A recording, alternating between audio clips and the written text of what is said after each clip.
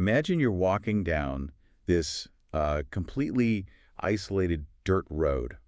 It's midnight. Right, the classic horror setup. Exactly. The moon is hidden behind these thick clouds, the wind is howling, and every shadow looks like it's breathing. Sounds terrifying already. Right. Yeah. And suddenly you look down at the ground, and by the faint light of your lantern, you see footprints in the dirt. Oh.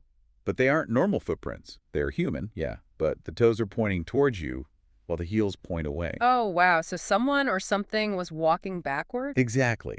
Now, your immediate survival instinct screams at you to turn around, right? To run in the exact opposite direction of those tracks. Which makes perfect sense. You want to get away. But what if the monster hunting you actually has her feet physically attached to her body backward? Oh, I see where this is going. Yeah, so running away from her tracks actually means you're following her exact path. Running away walks you right into her waiting arms. That is just the ultimate subversion of human logic. It really is. It literally weaponizes your own survival instinct against you. You think you're escaping, but the very act of fleeing becomes the mechanism of your own destruction. Welcome to this deep dive. Today, we have this incredible stack of sources laid out in front of us, and our mission is to basically map the absolute darkest corners of the human imagination. Which is a wild ride, by the way. Oh, entirely. So on one side of the table, we have these dense encyclopedic texts detailing the terrifying, deeply complex folklore of South Asia. Right, specifically focusing on the pervasive legend of the Shirl and the highly categorized ghosts of Bengali culture. And then on the other side of the table, we leap across centuries. We leap across mediums. Yeah, we're looking at comprehensive digital archives, wikis, and source lists that chronicle the massive explosion of modern horror audio fiction. Like we're analyzing the architecture of massive digital empires. Stuff like the No Sleep podcast, the Magnus Archives, and Real Ghost Stories Online. It's just a fascinating contrast. We are going to explore the incredible evolution of the ghost story. We want to trace our absolute obsession with the supernatural, right? Starting from those cautionary village tales whispered around ancient fires. All the way to the highly produced, aggressively monetized audio dramas streaming directly into your ears today. Exactly. We're going to uncover why we invent these monsters, how we have historically tried to build defenses against them, and, why the digital age hasn't killed the ghost story at all. Right. I mean, we live in an era defined by science and logic, but if anything, the digital age has only provided a better acoustic environment for the monsters to hide in. I love that way of putting it. Now, before we step off the edge of the map here, a quick note for you, our listener. Yeah, an important disclaimer. As we explore the texts provided in our sources, we will naturally be touching on some dark, occasionally gruesome, and sensitive cultural and historical themes. Because that's the nature of horror. Right. So our goal on this deep dive is simply to impartially explore the fascinating sociological and psychological ideas contained within these specific texts. We aren't here to endorse any specific supernatural beliefs or religious practices. Or cultural viewpoints, yeah. We are just here to unpack the raw human impulse to tell a story that terrifies us. We're basically looking at fear as a technology. And to understand how that technology operates in our headphones today, we have to look at the earliest prototypes. So let's start with what terrified people centuries ago. When we look at the folklore of South Asia, and even branching out into the Caribbean diaspora, there is one figure that dominates the landscape. The entity with the backward feet? The Churel. Yeah, the Churel, which is also spelled Chudale or Churel, and known regionally as the Petni or Shaktuni. She's a fascinating figure. Completely. The source texts define her as a female revenant. Often, she's described as the ghost of an unpurified living thing. And she's deeply associated with trees, right? Exactly. In many regional variations, she effectively becomes a malevolent tree spirit. I noticed the texts trace her earliest conceptual origins back to Persian legends. The description there is super evocative women dying with, quote, grossly unsatisfied desires. Right, but as the myth migrated and solidified in South and Southeast Asian lore, the actual creation mechanism of a churl became incredibly specific. Like rooted in very tangible, real-world horror. It is entirely tethered to the historical reality of maternal mortality. The texts explain that a churl is typically formed when a woman dies an unnatural or traumatic death. Specifically centered around reproduction, right? Yeah. It's a woman who dies during pregnancy, during the act of childbirth itself, or during the prescribed period of impurity following the birth. And the sources mention that period of impurity is this traditional superstition where a woman is considered ritually impure during menstruation and for 12 days after delivering a child. Correct. And it gets even more granular depending on the specific region. It really does. Like, the texts highlight how localized these beliefs became. For instance, among the Korwals of Mirzapur, the belief is that if a woman simply dies inside the lying room, Which is the specific isolated quarters where women were sent to give birth. right, she dies in there, she's guaranteed to become a shirl. The Boyars have a variation too. If a female child dies before reaching 20 days of age, she transforms into one. Wow. And in broader Indian traditions, the timing of the death matters immensely, right? Yeah, dying an unnatural death during the festival of Diwali is often cited as a specific trigger for the transformation. What really strikes me is the physical description of this entity when she returns. The folklore doesn't just make her scary. No, it specifically designs her to be the absolute inverse of whatever the society considers beautiful or nurturing. The physical design is so deliberate. The texts describe her true form as hideously deformed. She is given saggy breasts, a blackened tongue, thick, rough lips. Or in some terrifying iterations, no mouth at all. Right, she has a pot belly, hands that have twisted into claws, wild, scruffy hair. Certain regions even give her a pig's face with large fangs, or a human face jutting with sharp tusks. She's completely stripped of all conventional humanity. But the backward feet seem to be the universal constant. From the Pichalperi in the Punjab region all the way to stories told in Trinidad and Guyana, the toes face the back, the heels face the front. But here's the narrative twist that makes her such a formidable monster. She rarely shows this true horrific form, does she? No, she's a shapeshifter. Her primary hunting tactic is illusion. She disguises herself as a breathtakingly beautiful young woman. Exactly. The lore often places her in pristine white clothing, carrying a lantern in the dead of night. She might completely cover her head to hide her face, relying on her posture and her eyes to allure men. And the locations she chooses to haunt are these classic liminal spaces, crossroads, where travelers are forced to make a choice, cemeteries, where the boundary between life and death is thin. Abandoned battlefields, too. But the texts specifically mention her connection to the people tree. What's the significance there? Well, the peepal tree, or the sacred fig, holds massive religious and cultural significance in the Indian subcontinent. It's a massive tree with sprawling roots and distinct heart-shaped leaves. Okay. Because of the way the leaves are attached to the stems, they rustle and clatter together even in the slightest breeze. Oh, so it makes noise constantly. Yeah, in the dead of night, a large peepal tree sounds like it's whispering or moving on its own. It's naturally eerie. So the folklore basically co-opted that natural acoustic phenomenon and declared that the rustling leaves were actually the churl hiding in the branches. Exactly, just waiting to drop down on a victim. And her victims aren't random, at least not at first. Her entire motivation is deeply personal. It is entirely about vengeance. The texts outline a specific targeting system. Right. If a woman died because she was ill-treated, abused, or neglected by her family during her pregnancy or childbirth, she returns as a shrill to systematically hunt the males of her own household. There's such a horrifying methodology to it. Yeah. She doesn't just kill them quickly. No, she targets the youngest male in the lineage first. She drains his blood, or, in some versions, his virility, until this young boy physically shrivels up into a withered, decrepit old man. Then she moves up the family tree to the next male, dismantling the lineage piece by piece. And only when she has completely eradicated the family that failed her does she turn her attention outward. Right, targeting lone travelers on the highways. She lures them into the woods, seduces them, and traps them until they wither away and join the spirit world. Reading through this section of our sources, I couldn't help but view the churel through a modern narrative lens. How so? Well, she reads exactly like a tragic anti-heroine in a contemporary revenge thriller. Oh, absolutely. I mean, she's deeply wronged by a patriarchal system, she dies in a state of ultimate vulnerability, and she returns with overwhelming supernatural power to systematically dismantle the men who allowed her to suffer. It's a very satisfying narrative arc in a dark way. Right, the backward feet, the illusion of beauty, the targeted draining of life. It is brilliantly engineered horror. It is masterful narrative engineering, but we have to look at the functional purpose of that narrative. Like, why did this specific myth become so pervasive across India, Bangladesh, Nepal, Pakistan, and eventually travel across the ocean to the Caribbean. Because it served a purpose. Yes, it existed because it served as a crucial functioning piece of social technology. A way to enforce behavior before you had a centralized police force. Exactly.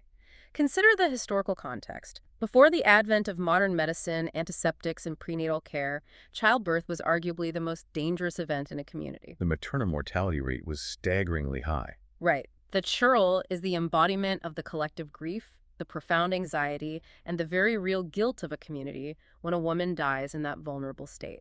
So the monster is essentially the guilt taking a physical shape. The folklore is essentially a megaphone for societal preservation. It's screaming at the community, take care of pregnant women, ensure they have adequate food, rest, and safety.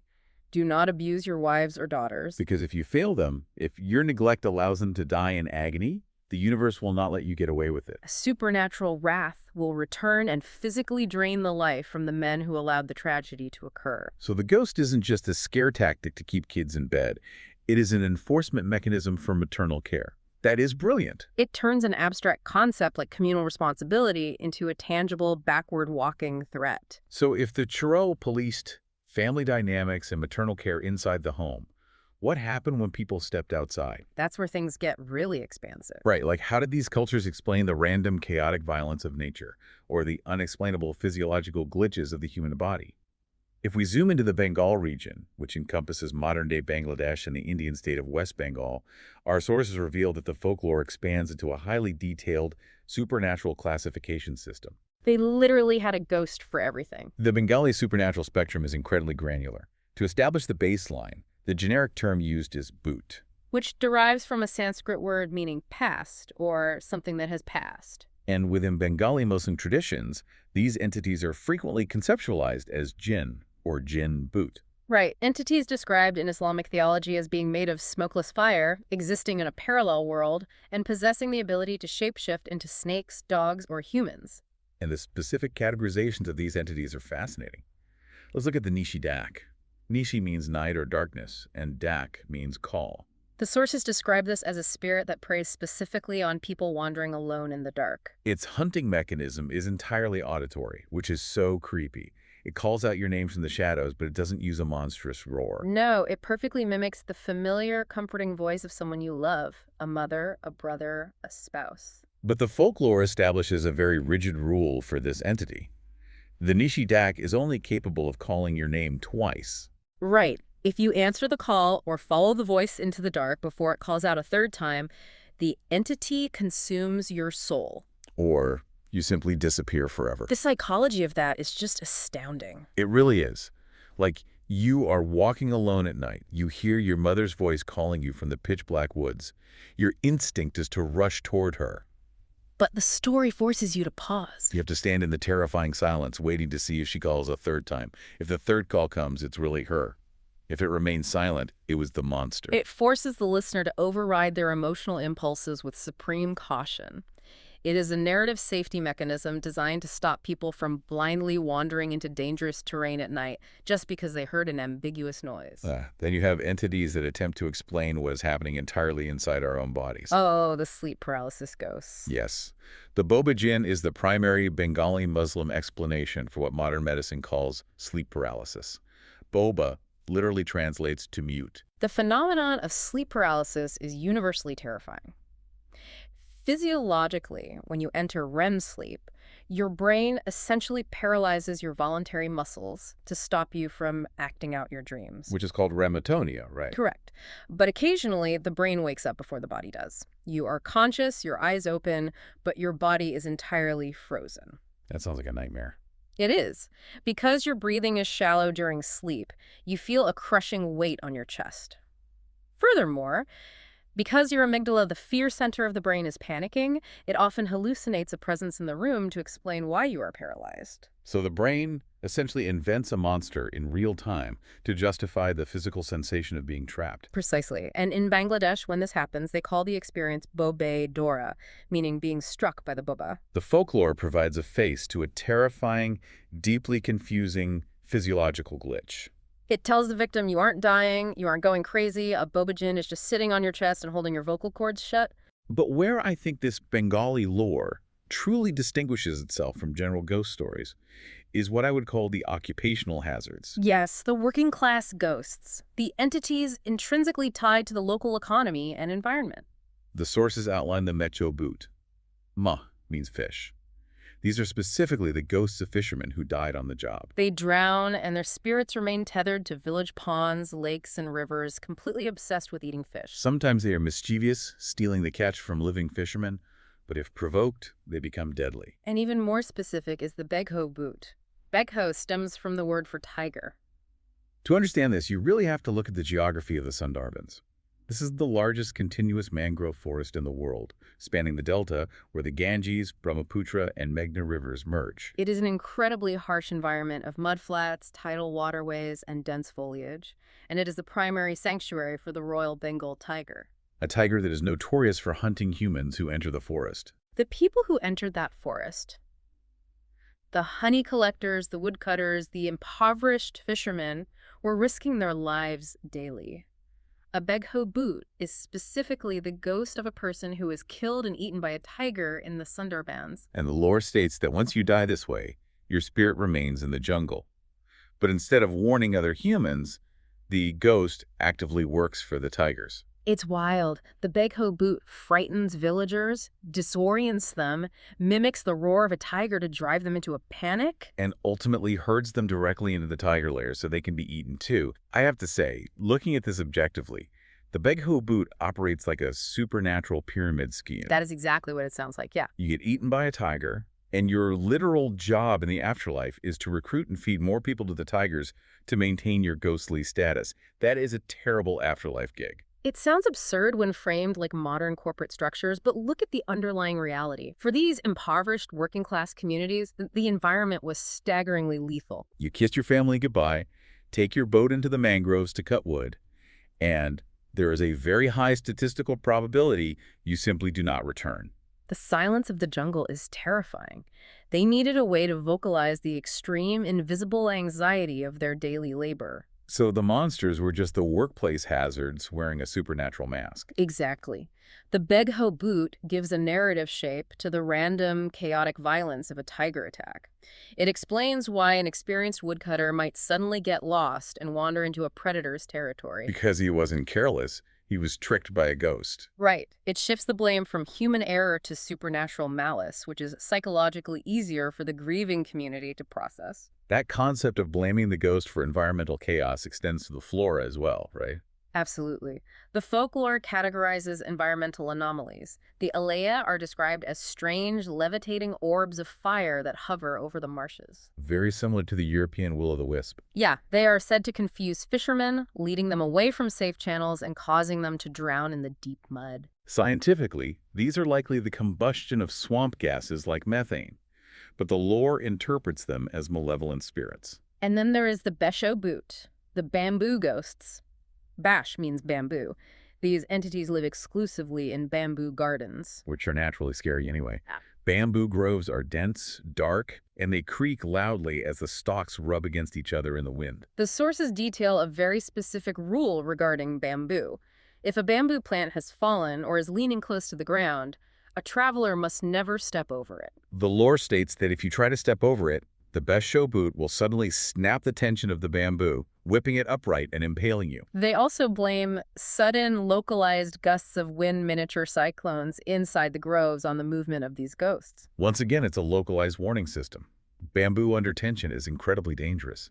A snapped stalk can kill you. The ghost is the safety instructor. Precisely. But as we read deeper into these sources, it becomes clear that it wasn't just physical danger being encoded into the folklore. No, the deeply troubling sociology of the human world, the prejudices, the caste systems, they bleed directly into the afterlife. The afterlife isn't an equalizer. Far from it. Human prejudice doesn't die. It simply gets codified into the ghost stories. The caste system and colorism are incredibly prevalent in the taxonomy of Bengali ghosts. Take the Brahmadaicha, for example. The sources define this as the ghost of a holy Brahmin, the absolute highest tier of the Hindu caste system. Look at how the folklore describes him. He's consistently depicted as fair-skinned, wearing clean, traditional clothing like a dhoti and a sacred thread. He lives in the cleanest trees, like the bel tree, and crucially, his behavior is almost always benevolent. He is kind, He helps the living, he might tutor a struggling student, or protect a household. Contrast that with the ghosts associated with lower castes or with women who deviate from strict societal norms. The sources point out the Shakchuni. We touched on her briefly alongside the Churel. She is the ghost of an abused married woman. And how is she depicted? The Shakchuni is described as dark-skinned, wearing dirty, torn clothing, and possessing a deeply evil, revenge-seeking nature. Researchers who analyze this folklore point out that her specific methodology is highly symbolic. The Shakchuni targets happily married women, possessing them or killing them to usurp their identities so she can experience the comfortable married life she was denied. It is a profoundly patriarchal message. It is a warning to women. If a woman deviates from the submissive, idealized role of the quiet, suffering wife, even if she is deviating because she is being actively abused, she is branded a monster. The Brahmin man retains his elevated, pure status even in death, while the abused woman is physically corrupted into a dark, dirty, envious demon. The folklore is acting as a mirror reflecting the rigid, oppressive social structures of the time. Okay, so picture the reality of living inside this belief system. The world is an absolute minefield. A literal supernatural minefield. You have entities policing your family dynamics inside the house. You have bamboo trying to impale you in the garden, tigers conspiring with ghosts in the forest, voices trying to lure you into the dark, and invisible weights crushing your chest while you sleep. It's a lot to deal with. If you genuinely believed all of this, how did you ever walk out your front door? There had to be a defense strategy. The human mind cannot sustain a state of constant, passive terror. If they believed these entities operated by specific rules, they logically developed countermeasures. They engineered rituals that acted as supernatural loopholes. Exactly. Let's look at the churl again. The primary prevention, as the sources state, is simply taking good care of pregnant women. Feed them, protect them, ensure their safety. Which is, again, excellent public health advice delivered via ghost story. But tragedy happens. Even with care, women died in childbirth. When that happened, the family didn't just grieve, they went into absolute panicked crisis management to ensure the deceased didn't return to slaughter them. The rituals prescribed in the sources are incredibly elaborate and physically grueling. The first line of defense is geographical disorientation. In some regions, when a woman died in childbirth, they refused to carry her corpse out through the main door of the house. Instead, they would break a hole in the wall or use a specific side door. The logic was that if the spirit revived, she would only remember the front door and wouldn't be able to trace her route back inside. But the actual disposal of the body is where terror clearly overrides tradition. The standard Hindu practice for the dead is cremation. But for a suspected Shirel, the texts mandate burial. They needed the body physically trapped in the earth. The burial techniques are a masterclass in supernatural containment. The family or the local spirit doctors would dig the grave and fill it with thorns. Once the body was placed inside, they would pile massive, heavy stones directly onto the corpse to physically pin the spirit down. Operating on the belief that the ghost requires physical mobility to escape. And they used iron, right? Iron is universally recognized in folklore as a ward against spirits. Yes. In regions like Mirzapur, tribes like the Majwar would hammer iron nails into the fingers and toes of the corpse. Or they would forge iron rings and use them to rope all the thumbs and big toes tightly together, binding the limbs. The Orion tribe enacted even more extreme measures, sewing the eyelids of the corpse shut with thorns so the spirit couldn't see, and physically breaking the hands and legs before burying the woman face down. It paints such a heartbreaking, disturbing picture of the intersection of grief and sheer terror. It really does. You have just lost a daughter, a sister, or a wife to an agonizing medical complication. You are mourning. And yet your cultural belief system demands that you mutilate her corpse, break her bones, and bury her face down in a bed of thorns because you are absolutely terrified of what the universe might turn her into. The psychological toll of that ritual must have been immense. It is a brutal process, but alongside the brutality, there were rituals that relied on cleverness rather than force. The most fascinating example from our sources is the mustard seed trick. I found this absolutely brilliant. It operates on a flawless internal logic.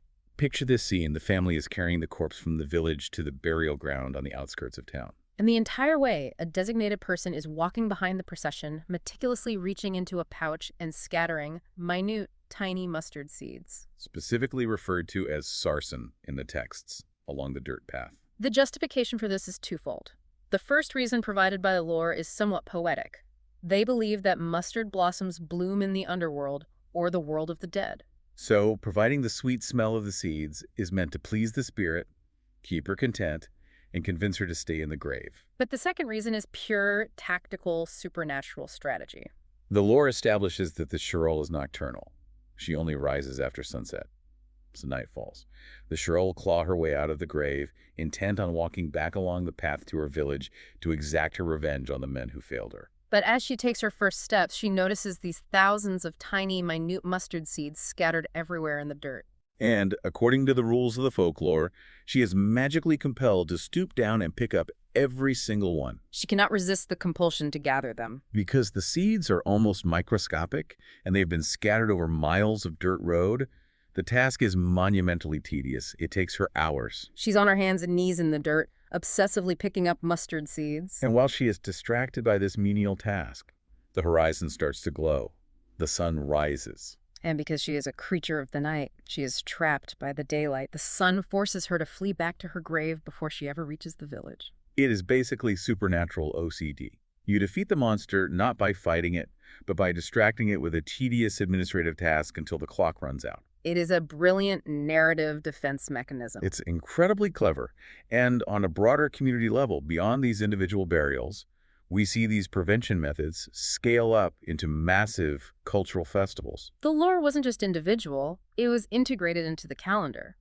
Consider the festival of Bhut Chaturdashi in Bengal. The sources place this on the 14th day of the waning moon, usually falling exactly one night before the major festival of Kali Puja or Diwali. The astrological timing is key. On this specific night, the cultural belief is that the veil separating the realm of the living from the realm of the dead thins out almost entirely. Spirits, both benevolent ancestors and malevolent entities, descend upon the earth. So the entire region goes into spiritual lockdown. The visual of this must be stunning. Bengali Hindus systematically light 14 earthen clay lamps. Referred to as Chodo Prodip. Right. And they place them in dark corners, doorways, and windowsills around their homes. The 14 lamps serve a dual purpose, don't they? Yeah, the light is meant to illuminate the path for the spirits of their past 14 generations of ancestors, guiding them safely home for a visit. Simultaneously, the fire and the light act as a ward to repel the dark entities that might try to slip in alongside the ancestors. And it isn't just about lighting lamps.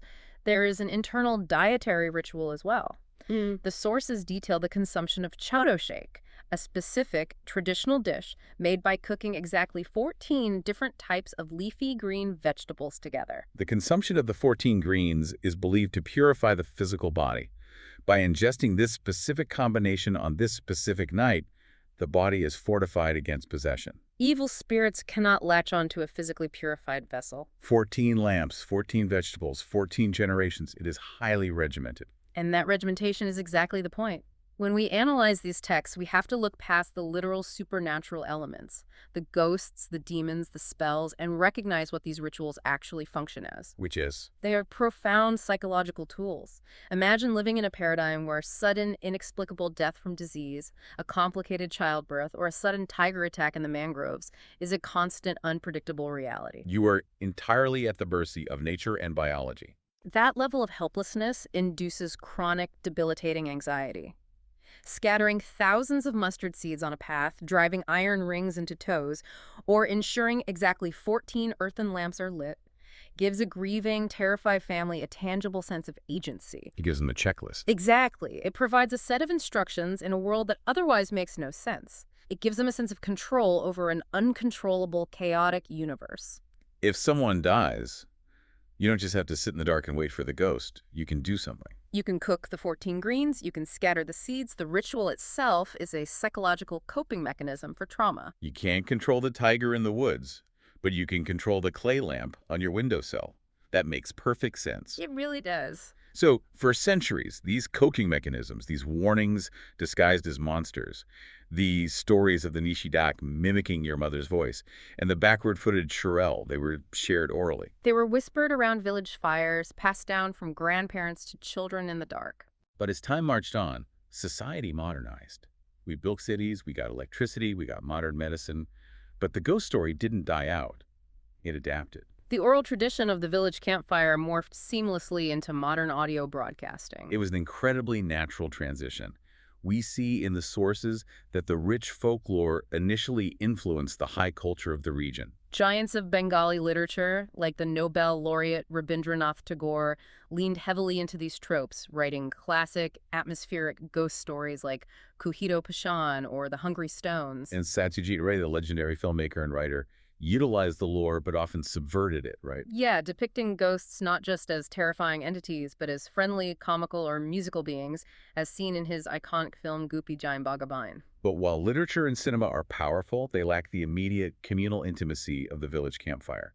The truest modern successor to that oral tradition was radio. And our sources point us to an absolute cultural phenomenon in Bangladesh, a show called Boot FM. Boot FM was a live radio program that aired on Bangladesh's Radio 4088.0 FM. It began its run in August 2010, hosted by R.J. Russell. The premise of the show was incredibly simple, but its execution was brilliant. It aired at midnight, every single Friday. And it wasn't a scripted audio drama with actors reading scary stories. The core of the show was real people. Callers from all over the country and eventually members of the Bengali diaspora around the globe would call into the station or send recorded audio clips to share their allegedly true paranormal encounters on live radio. They were broadcasting the folklore in real time. Listeners were hearing raw, unpolished accounts of encounters with jinns, with churls on dark highways, with demons, and terrifying experiences of sleep paralysis, which they still attributed to the boba jinn. The show was a juggernaut. It ran for nearly a decade, concluding in 2019, but its impact on the culture was massive. It spawned a wave of imitators, shows like Door on ABC Radio, which took the format a step further by recording episodes on location at supposedly haunted sites, and Poot.com. But what made Boot FM so special was the medium itself. There is something fundamentally, intimately terrifying about hearing a voice crack with fear over a radio dial at midnight. When you're reading a book like Tagore's Hungry Stones, there is a safety of distance. The page is physical. It is made of paper. If it gets too scary, you can physically close the book and walk away. But audio, a voice whispering directly into your ear in a dark room, it removes the safety barrier. That is because audio hacks our neurology in a way visual media doesn't. Visual horror, like a scary movie, does all the imaginative work for you. It shows you the monster, your brain just registers the image. But when you are only provided with an audio stimulus, a voice, a sound effect, a pause, your brain is forced to participate in the creation of the horror. The theater of the mind. Precisely. In the absence of visual input, your visual cortex works overtime to fill in the blanks. And because your brain is generating the imagery, it pulls from your own personal subconscious fears. It paints the monster into the dark corners of your actual bedroom. Boot FM succeeded on such a massive scale because it successfully recreated the village campfire on a national level. It was a communal, simultaneous sharing of fear across millions of listeners sitting in the dark at midnight. And that intimate radio experience laid the exact structural blueprint for what we are seeing today. Because that ancient human impulse to tell scary stories in the dark has now morphed into a massive, global, highly structured digital industry, the Modern Horror Podcast. The sheer volume of the genre today is staggering. If we examine the digital archive provided in our sources, the massive list compiled by the Reddit radio drama community, we aren't just looking at a few successful shows. We are looking at an entire ecosystem of fear. The list is an ocean of content, tens of thousands of hours dedicated exclusively to scaring the listener. The archive categorizes an endless array of shows. But looking at the landscape, the genre clearly splits into distinct formats. On one hand, you have the direct evolutionary descendants of Boot FM, the true horror, shows that actively blur the lines of reality. Shows like Real Ghost Stories Online, hosted by Tony Bruschi, are prime examples of this. The archives for that specific show reveal them exploring massive, supposedly real events. They broadcast stories about possessed children, demonic activity on isolated farmsteads, and bizarre mysteries like people receiving boxes of animal remains labeled Murday.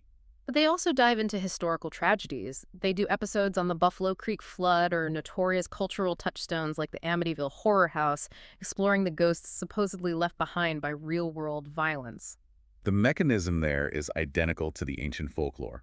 They take real-world tragedy, a flood, a murder, a historical disaster, and they filter it through the lens of the supernatural, much like the Bengali woodcutters did with tiger attacks in the Sundar bands. It makes the senseless tragedy part of a narrative we can engage with. But I want to pause here and look at this from a macro perspective. Let's look at you, the listener.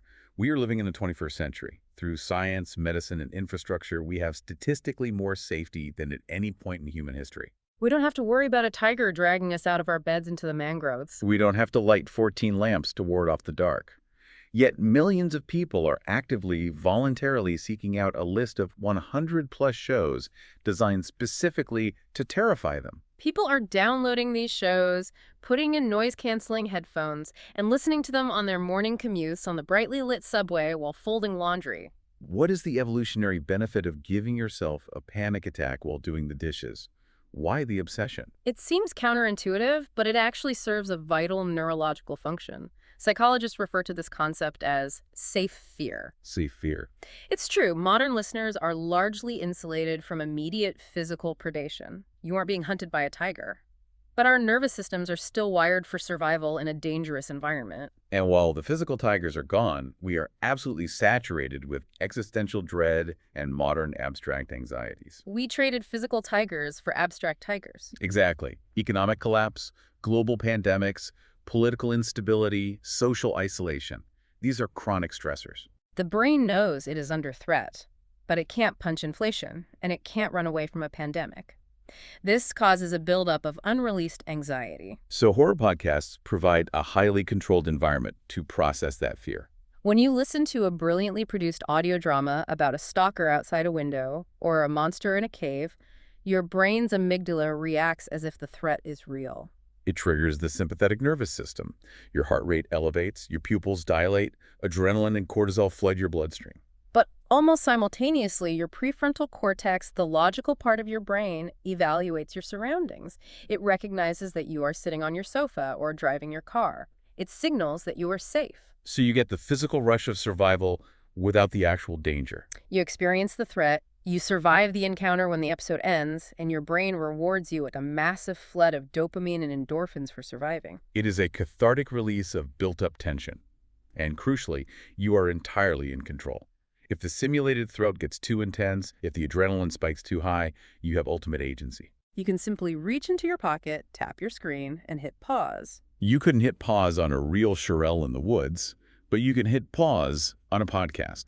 It is a way of exercising our fear response in a completely safe, controlled digital sandbox. Okay, that explains the physiological demand for the content. But how exactly did this cottage industry of internet campfire tales turn into a monetized, highly structured entertainment machine? Because looking at the sources, these aren't just guys whispering into laptop microphones anymore. To understand the architecture of modern digital fear, we need to analyze two absolute titans of the genre, highlighted in our sources, the No Sleep Podcast and the Magnus Archives. The No Sleep Podcast is arguably the perfect case study in the professionalization and monetization of fear. It didn't start as a business plan. It began entirely as an organic, crowdsourced phenomenon on the internet. Right, the sources trace its origins back to 2011 on Reddit. There's a massive forum, or subreddit, called Run No Sleep.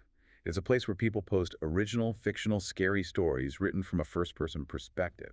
But the brilliant hook of the forum is a strict community rule regarding the comment section.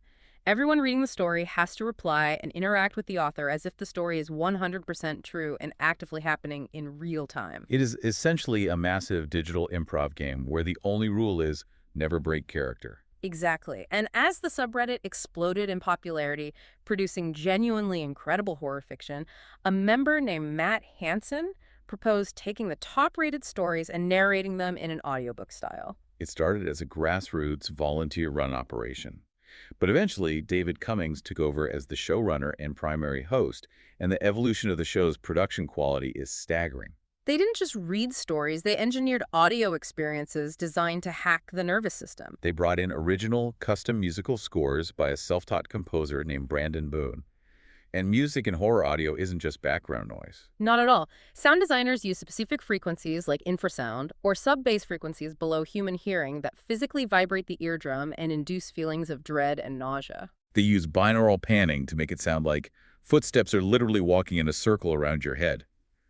They brought in a massive roster of professional voice actors: Jessica McAvoy, Peter Lewis, David Alt, Nicole Doolin. They even attracted celebrity guests like Elijah Wood and acclaimed horror director Mike Flanagan. And the content scaled up to match the production. They began featuring massive, multi-part serialized stories that originated on the forum and grew into internet legends. The archive points to the Pen Pal series by Dathan Auerbach as a landmark moment. The Pen Pal series is a masterclass in escalating tension.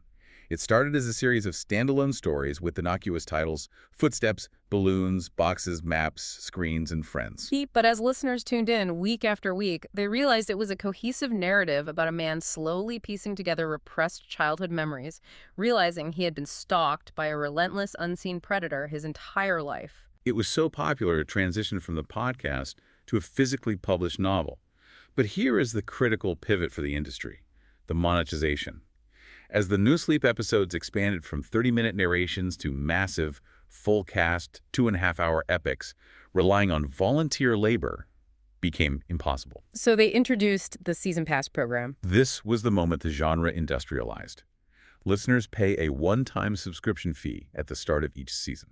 In return, they get access to 25 full-length, multi-hour episodes plus bonus content. Free listeners still receive a shortened version of the episode, but the hardcore fans who refer to themselves as the Sleepless pay for the full experience. They literally transformed human anxiety into a sustainable, highly profitable business model. It allowed David Cummings and his team to work on the show full-time. No Sleep became one of the pioneers in actually paying its internet authors and voice actors professional rates. By 2015, they were doing 600,000 downloads an episode. Today, they have millions of listeners. They host massive live theatrical tours across the country, and they have released hundreds of hours of premium content. They successfully industrialized the campfire. Industrializing the campfire is the exact right phrasing. They built a factory for fear. And if No Sleep represents the commercial industrialization of the genre, our other major source, the Magnus Archives, represents the obsessive institutionalization of terror. Yes. Let's look at the archive log provided for the Magnus Archives. It is mesmerizing. It is an audio drama presented as the internal recordings of the Magnus Institute, a fictional academic body dedicated to researching the esoteric and the weird. The log isn't just a list of episodes. It is a meticulously structured, numbered catalog of human fear. Analyzing the transcript log allows you to trace the entire architectural build of the show across its 5 seasons. The head archivist, Jonathan Sims, reads statements from victims. It starts very small, almost episodic, categorizing common human phobias like a librarian filing books. Episode 1 is anglerfish. Episode 2 is do not open. Episode 16 is arachnophobia. It taps into the very specific relatable fears. A weird guy in an alley, a strange package, spiders. But as you scroll through the 200 episodes listed in the complete archive, you see the scale of the horror shift dramatically. They move from specific fears into grand, cosmic, existential dread. By season 4 and 5, you are hitting episode titles like The Architecture of Fear, The Eye Opens, Revolutions, Wonderland, and The Processing Line. It is revealed that all these individual fears are connected to massive, godlike entities.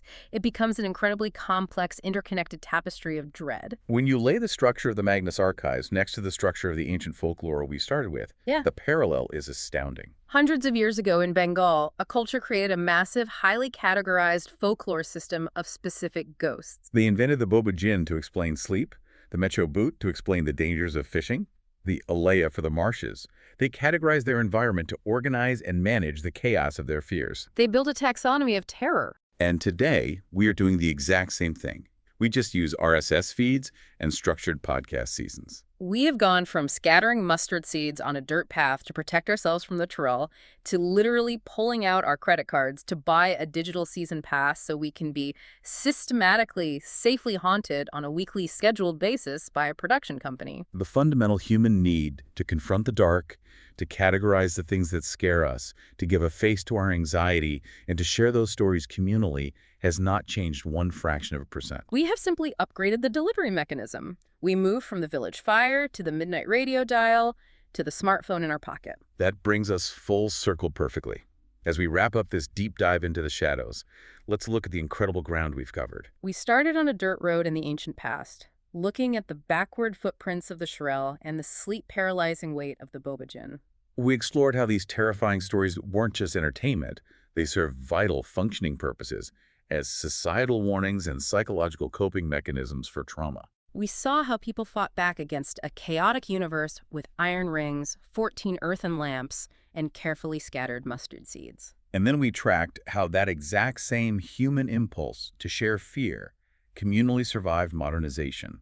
It evolved into the intimate, terrifying midnight broadcasts of Boot FM, tapping into the theater of our minds. And ultimately, it exploded into the multi-million download digital empires of the No Sleep podcast and the Magnus Archives, where audio engineers hack our neurology to provide the catharsis of safe fear.